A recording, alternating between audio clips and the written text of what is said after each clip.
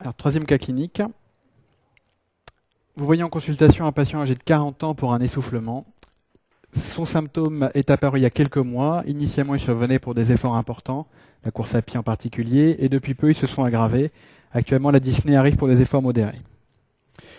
À l'interrogatoire, vous ne trouvez aucun antécédent personnel particulier. Il ne fume pas, n'a pas d'anomalie lipidique ou d'anomalie lipidique sur un bilan récent. L'interrogatoire poussé retrouve par contre des sensations de palpitation à début et fin brusque, parfois des épisodes de flou visuel apparus il y a peu. Vous apprenez que son père est décédé il y a quelques années alors qu'il avait 60 ans dans des circonstances peu claires, et que le patient est marié, qu'il est père de 2 jumelles, âgées de 5 ans et saines jusqu'à preuve du contraire. L'examen clinique du patient montre des bruits du cœur réguliers, rapides à 100 par minute. Il existe un petit souffle systolique au 4e espace intercostal gauche, des râles crépitants des 2 bases pulmonaires, il y a une turgescence des jugulaires, un reflux hépatojugulaire et des œdèmes des membres inférieurs bilatéraux. Première question, quel est votre diagnostic clinique? Quels examens complémentaires de première intention demandez-vous à ce stade du dossier? Interprété sous l'électrocardiogramme. Quel bilan étiologique demandez-vous? Sur le bilan étiologique, l'échographie cardiaque trouve une fraction d'éjection à 25%, une dilatation et une hypokinésie globale du ventricule gauche et du ventricule droit. Il existe une insuffisance mitrale centrale de grade 1/4. La pression artérielle pulmonaire systolique est à 60 mm de mercure et les pressions de remplissage du ventricule gauche élevées. Si le bilan étiologique est négatif, quels traitements médicamenteux et quelles règles hygiéno-diététiques peuvent être utiles pour traiter ce patient? Si ces traitements ne sont pas efficaces et que le patient est hospitalisé de manière itérative pour les décompensations, quels autres traitements peut-on envisager? 6 mois plus tard, il est hospitalisé en urgence pour une ischémie aiguë du membre inférieur droit. On réalise un bilan cardiologique avec l'image suivante à interpréter. Question 8. Quel diagnostic sur la maladie initiale du patient, sachant que le bilan est négatif? Que dites-vous à la famille? Alors, première question, quel est le diagnostic clinique? Le patient se plaint d'une dyspnée d'effort crescendo et actuellement vous trouvez à l'auscultation des râles crépitants bilatéraux aux bases. Il y a aussi des signes d'insuffisance cardiaque droite avec une turgescence jugulaire, un reflux hépatojugulaire et des œdèmes des membres inférieurs. Il y a donc des signes d'insuffisance cardiaque gauche et droite. Il s'agit d'un tableau d'insuffisance cardiaque globale. Examen complémentaire de première intention à demander chez ce patient. Donc, il s'agit du bilan chez un patient arrivant en urgence pour insuffisance cardiaque. Donc, la première chose à doser, le ionogramme sanguin. Il faut doser l'anatrémie qui peut être abaissée dans les grandes insuffisances cardiaques. Plus elle est basse, plus il faudra proposer une restriction hydrique au patient et c'est un facteur de mauvais pronostic au long cours, l'hyponatrémie. Ensuite, l'urée et la créatinine sanguine, voir s'il n'y a pas une insuffisance rénale sous-jacente qui peut provoquer les œdèmes par exemple, ou s'il n'y a pas une insuffisance rénale secondaire à l'insuffisance cardiaque au bas débit. Dosage de la numération formule sanguine et des plaquettes. Les plaquettes pourront être utiles chez un patient hospitalisé avant la mise sous HBPM. À la numération formule sanguine, on va rechercher une hyperleucocytose. Dans un contexte infectieux, il peut s'agir d'une myocardite par exemple, ou une anomalie des globules blancs et des globules rouges.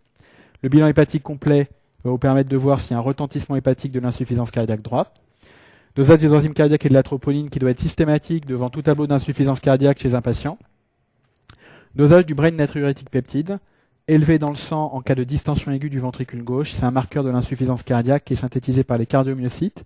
Plus il est élevé, plus le patient est en grande insuffisance cardiaque. Ce marqueur, qui est un diurétique, un peptide diurétique, n'est pas très efficace en tant que tel. Par contre, c'est un bon marqueur de l'insuffisance cardiaque.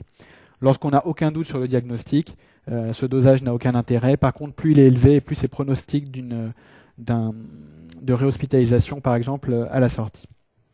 Le reste du bilan des facteurs risques cardiovasculaires, le patient dit qu'il a un bilan lipidique et glycédique récent, donc a priori, n'est pas à refaire. Vous pouvez le refaire si vous avez un doute. Les examens non biologiques qu'il faut faire, de première intention, un électrocardiogramme va vous permettre de voir si la tachycardie du patient est sinusale, va vous permettre de rechercher une cardiopathie sous-jacente, par exemple des signes d'infarctus ancien, une arythmie cardiaque. Une radio de thorax de face et profil à la recherche de signes d'insuffisance cardiaque, une cardiomégalie, une surcharge alvéolaire interstitielle bilatérale ou autre. Ensuite, examen très important, l'échographie cardiaque transthoracique va vous permettre d'analyser la cinétique du cœur, de voir l'épaisseur et les dimensions des cavités cardiaques, rechercher une maladie valvulaire, une maladie du péricarde, et va vous permettre aussi d'analyser les pressions de remplissage du VG et de mesurer les pressions droites. Autre examen qui va être très important chez ce patient qui se plaint de palpitations et d'épisodes de flou visuel, le Holter ECG des 24 heures. Donc enregistrement permanent de l'activité électrique du cœur va vous permettre de dépister des troubles du rythme cardiaque ou de la conduction paroxystique, par exemple, dans le cas d'une cardiopathie dilatée, vous pouvez avoir des salves de tachycardie ventriculaire paucisymptomatique. Ici, l'exemple d'une radio de thorax d'un patient atteint de cardiopathie dilatée, où vous voyez la largeur du thorax et la largeur du cœur, qui fait plus de la moitié. Donc l'index cardiothoracique est supérieur à 1,5. Il s'agit donc d'une cardiomégalie. La pointe du cœur est sous-diaphragmatique, donc a priori développée aux dépens du ventricule gauche. Ici, on voit que les cul-de-sac pleuraux sont libres. Et il y a un discret syndrome interstitiel bilatéral. Le même patient, lorsqu'il a été hospitalisé pour un tableau d'insuffisance cardiaque congestive, on ne voit même plus le cœur tellement il y a d'œdème bilatéral et symétrique, donc un syndrome alvéolo-interstitiel avec ici et de l'autre côté également ici et là, un aspect de bronchogramme aérien. Donc ici, un tableau d'œdème aigu pulmonaire chez un patient ayant une cardiopathie dilatée. L'échographie cardiaque de ce patient est la suivante. Donc ici, c'est une coupe apicale des 4 cavités. La sonde d'échographie est par ici. Ici, la pointe du cœur, le septum interventriculaire, la paroi latérale et inférieure, la valve mitrale, l'oreillette gauche, l'oreillette droite, la valve tricuspide et le ventricule droit se trouve ici. Ici, on voit un pilier et des cordages mitraux avec la grande valve et la petite valve. Donc on note tout de suite une dilatation importante du ventricule gauche. Ici, en télésystole puisque la valve mitrale est fermée, avec un aspect globuleux sphérique du ventricule gauche qui est typique des cardiopathies dilatées. Ici, c'est simplement pour comparer avec une autre atteinte cardiaque qui peut donner aussi de l'insuffisance cardiaque, non plus une cardiopathie dilatée, mais une cardiopathie hypertrophique. La sonde d'échographie est toujours ici. Ici, il s'agit d'une coupe parasternale grand axe. Ici, c'est le septum interventriculaire, la paroi postérieure du ventricule gauche, la valve mitrale se trouve ici, l'oreillette gauche ici, la valve aortique est là et l'aorte initiale est ici. À cet endroit se trouve le ventricule droit. Donc vous voyez ici, par rapport à l'image précédente, une franche anomalie de l'épaisseur du muscle cardiaque, une hypertrophie très importante du ventricule gauche sur le septum et sur la paroi postérieure. Je vous remontre l'image précédente où on voit au contraire un amincissement très franc des parois ventriculaires dans le cadre de la cardiopathie dilatée. Donc les cardiopathies hypertrophiques, comme c'est le cas ici, peuvent se compliquer d'insuffisance cardiaque, non pas par troubles systoliques, troubles de l'éjection, mais troubles du remplissage. On parle d'insuffisance cardiaque diastolique ou à fonction systolique conservée. Donc, question suivante, interpréter son électrocardiogramme. Donc on prend toujours par le début, voir si le rythme est sinusal. Donc on regarde par exemple en V1, on voit des ondes P bien visibles avant chaque QRS. Tous les QRS sont précédés d'une onde P, donc un rythme sinusal. Le rythme ensuite est régulier, les QRS battent à une fréquence régulière qui est aux alentours de 80-100 par minute. Donc rythme sinusal est régulier. Ensuite, l'axe des QRS, ils sont très positifs en D1, très négatifs en AVF, donc un axe dévié à gauche. Lorsqu'on a un axe dévié à gauche, il peut s'agir d'un hémibloc antérieur gauche ou alors d'une déviation axiale gauche secondaire à une pathologie cardiaque gauche, qui peut être soit un bloc de branche gauche, donc on va tout de suite regarder, les QRS sont fins, il n'y a pas de bloc de branche gauche, soit une hypertrophie ventriculaire gauche, on va voir ensuite que le patient a une HVG. Ensuite, on analyse les ondes P, elles sont positives en D2, positives en V1, sans signe d'hypertrophie auriculaire gauche, donc elles sont normales. L'espace PR est normal, il n'y a pas de bloc auriculo-ventriculaire du premier degré. Ensuite, la présence d'une onde Q isolée en V1, et ensuite on voit un rabotage des ondaires en antérieur qui est dû à l'hypertrophie du VG. La largeur des QRS est normale, il n'y a pas de bloc de branche, et la repolarisation des ondes T négatives dans les dérivations latérales qui sont dues à l'HVG, qu'on retrouve aussi en D1 et AVL. Ensuite, l'indice de Sokolov, on additionne l'onde S en V1 ou en V2 et l'onde R en V5 ou en V6, et on voit tout de suite qu'il est supérieur à 35 mm, donc il y a une HVG importante. Donc chez ce patient, on a un rythme sinusal irrégulier rapide, une tachycardie sinusale, possiblement une hypertrophie auriculaire gauche, mais c'est peu évident. Le PR est normal. Il y a par contre une hypertrophie ventriculaire gauche, de type systolique, puisque les ondes T sont négatives, et que l'indice de Sokolov est à plus de 35 mm. La déviation axiale gauche en rapport avec l'HVG, et l'anomalie de la repolarisation, les ondes T négatives en latéral, également relatives à l'HVG. Question suivante, quel bilan étiologique demander ? Donc c'est la question du bilan biologique et non biologique qui peut permettre de faire diagnostic d'une cardiopathie dilatée. Donc première anomalie qui peut être responsable d'une cardiopathie dilatée, la dysthyroïdie, l'hypo ou surtout l'hyperthyroïdie. Donc il faut systématiquement doser la TSH et en cas d'anomalie T3 et T4. Ensuite, l'hémochromatose peut donner des cardiopathies dilatées. Donc là, il faudra faire un bilan martial complet, en particulier doser le fer sérique et la ferritinémie. Autre anomalie biologique qui peuvent être responsables de cardiopathie dilatée, des déficits vitaminiques en thiamine et en B12, mais c'est très très rare. Enfin, il faut dépister une cardiopathie éthylique. Donc pour ça, en dehors de l'interrogatoire, on peut avoir des marqueurs secondaires comme le VGM, les gamma-GT. Il faut dépister des maladies systémiques qui peuvent être responsables de cardiopathie dilatée, en particulier la sarcoïdose. Donc il faudra doser en première intention l'enzyme de conversion de l'angiotensine et la calcémie. Il faut dépister d'autres maladies de système comme un lupus érythémateux disséminé, éventuellement une polyarthrite rhumatoïde. Donc il y a d'autres facteurs qu'on peut doser. Au niveau radiologique, il faudra dépister une cardiopathie ischémique. Donc pour ça, on peut faire soit une coronarographie d'emblée, soit un scanner coronaire qui est un peu moins invasif et qui est de plus en plus réalisé dans cette indication. Avant, on pouvait faire également un test d'ischémie. Si le test d'ischémie était négatif, on s'arrêtait là. En cas de positivité, on faisait une coronarographie. De plus en plus, on a recours au scanner coronaire en première intention. Autre examen qui se fait de plus en plus, l'IRM cardiaque. Cet examen peut vous donner une excellente analyse de la fraction d'éjection ventriculaire gauche. C'est à l'heure actuelle l'examen de référence pour ça. Il va vous permettre surtout de dépister, après injection de gadolinium, des zones de micro-infarctus et des zones de myocardite. Donc il peut s'agir, cet examen peut permettre de dépister des cardiopathies dilatées secondaires à des myocardites ou à des micro-infarctus passés inaperçus. Dernier examen qui sert surtout pour le pronostic des patients, le Holter ECG, vous permet de dépister en cas de cardiopathie dilatée des troubles du rythme paroxystique qui pourraient nécessiter de la mise en place d'un défibrillateur par exemple. Le bilan du patient retrouve donc un ventricule gauche dilaté hypokinétique, le ventricule droit est également dilaté hypokinétique, la fraction d'éjection est à 25%, il y a une hypertension artérielle pulmonaire avec une PAPS supérieure à 30 mm de mercure, une pression d'emplissage du VG élevée. Si le bilan étiologique est négatif, quels traitements médicamenteux et non médicamenteux vont être utiles? Donc, il s'agit du traitement de l'insuffisance cardiaque chronique. Donc, il faut toujours commencer par les règles hygiéno-diététiques, les traitements non médicamenteux. Tant que possible, il faut corriger les facteurs de risque cardiovasculaire. Ici, ce patient n'en a pas, donc ce n'est pas à l'ordre du jour. Première chose, le régime. En général, un régime sans sel lorsque le patient est hospitalisé ou en cas de poussée. En dehors des poussées, on tolère 2 à 4 grammes de sel par jour.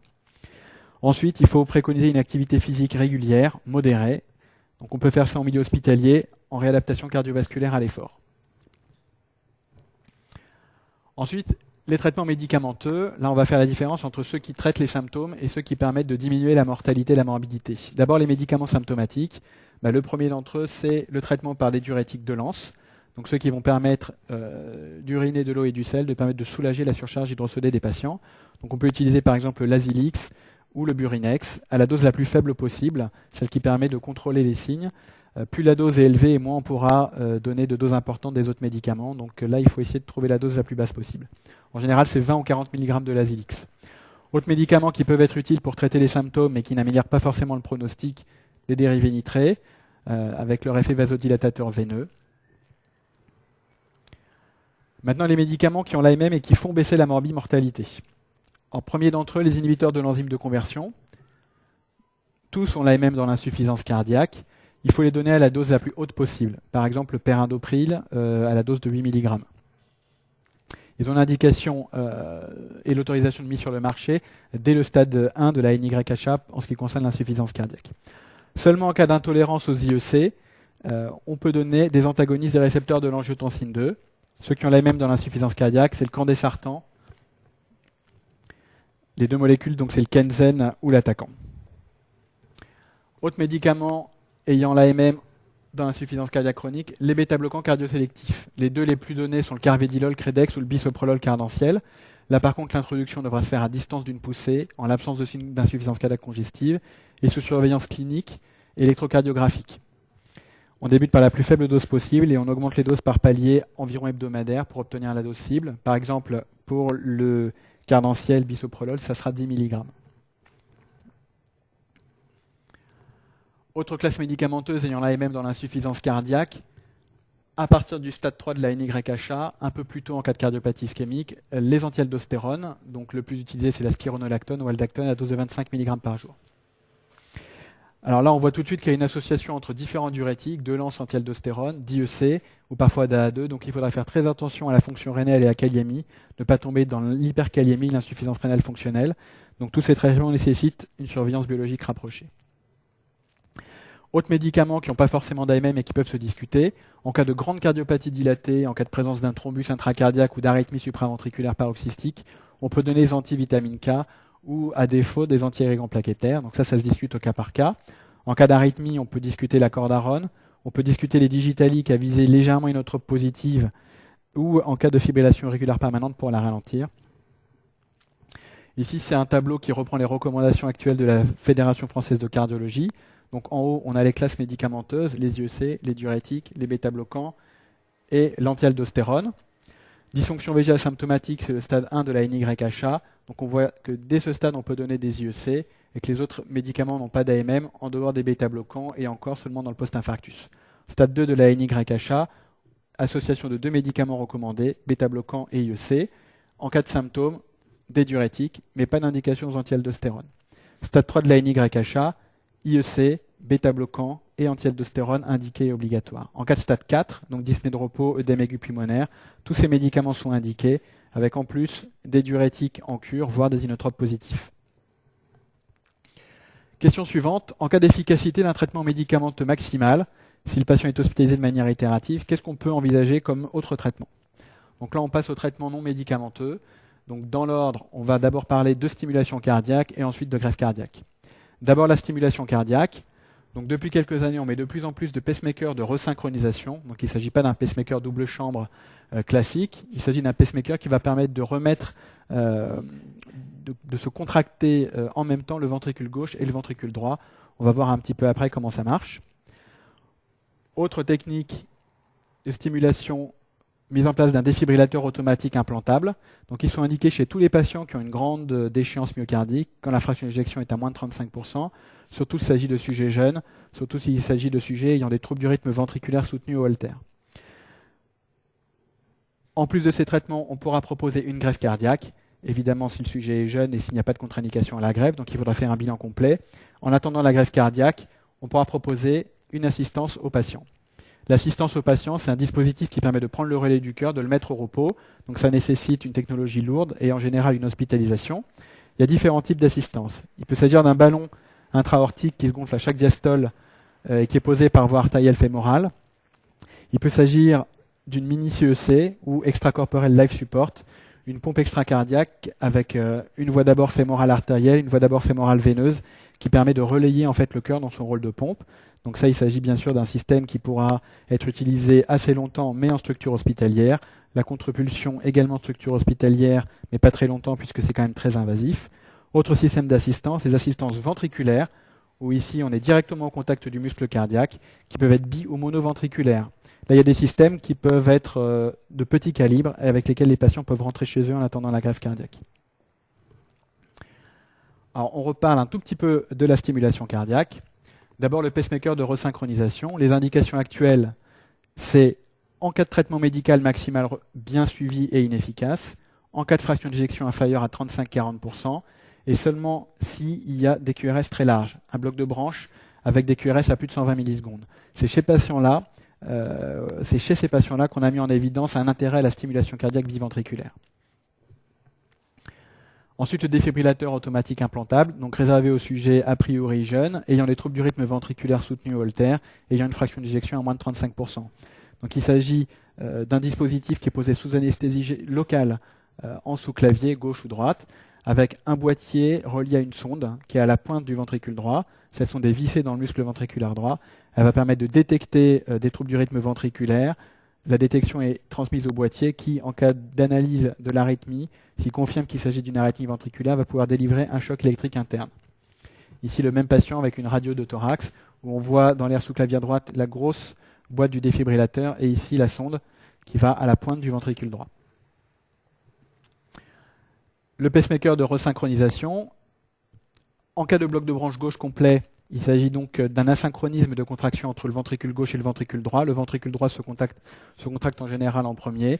Et on sait qu'en resynchronisant les ventricules chez certains patients, donc il faut vraiment que les QRS soient très larges, par un pacemaker qui est également posé par voie sous-clavière, avec une sonde à la pointe du ventricule droit et une autre sonde qui passe par le sinus coronaire à la pointe du ventricule gauche, ou plus souvent à la paroi latérale, on peut synchroniser la contraction des ventricules et gagner un petit peu en débit cardiaque.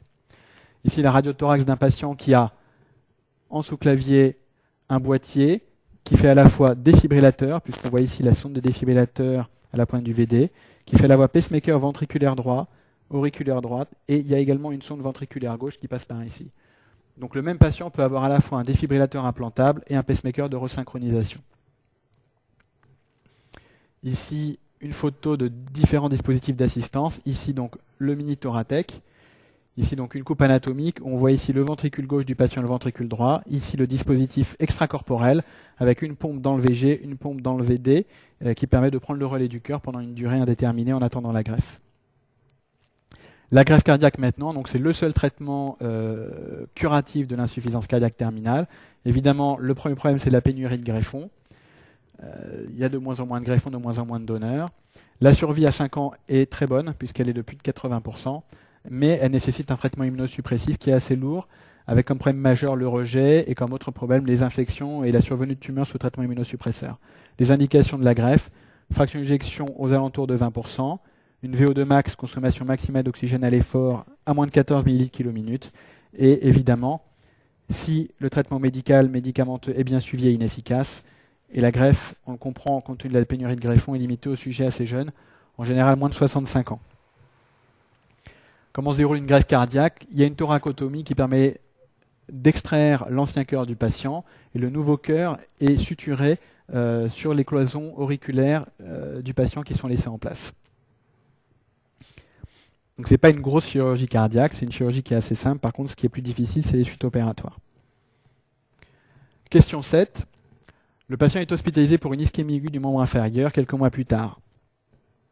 Ici, il s'agit d'une échographie cardiaque transthoracique avec toujours la coupe apicale et 4 cavités. La sonde est par ici, le sternum est là. Donc ici, on a la pointe du ventricule gauche, la paroi latérale inférieure, le septum interventriculaire. On constate ici qu'il y a une masse arrondie hyperéchogène appendue au septum interventriculaire ou à la pointe du ventricule gauche. Cette masse a l'air assez mobile en grelot. Il s'agit très probablement d'un thrombus ventriculaire gauche. Donc dans le contexte d'ischémie aiguë de membre, il s'agit probablement d'un thrombus intravégé, compliquant une cardiopathie dilatée en bas débit, compliqué ce thrombus d'une embolie artérielle périphérique et donc d'une ischémie de membre. Dernière question, quel diagnostic sur la maladie initiale du patient, sachant que le bilan étiologique est négatif, et que faire au niveau familial? Seulement lorsque le bilan étiologique est négatif, on peut parler de cardiopathie primitive ou idiopathique, sachant qu'il s'agit en vérité le plus souvent de formes familiales. Donc il faudra faire une analyse génétique chez le patient et chez les apparentés directs. Chez les apparentés directs, ce qui est indiqué, ce n'est pas forcément de faire une analyse génétique tout de suite, c'est d'abord un examen clinique, un électrocardiogramme et une échographie cardiaque de dépistage. En cas d'anomalie, chez plusieurs membres de la même famille, à l'électro et à l'échographie cardiaque, là par contre on peut faire une analyse génétique, doser en particulier tous les marqueurs du couplage excitation-contraction et traiter le plus tôt possible les membres de la famille qui sont malades. L'intérêt du dépistage génétique, c'est avant des grossesses ultérieures, éventuellement de proposer des interruptions de grossesse dans certains cas.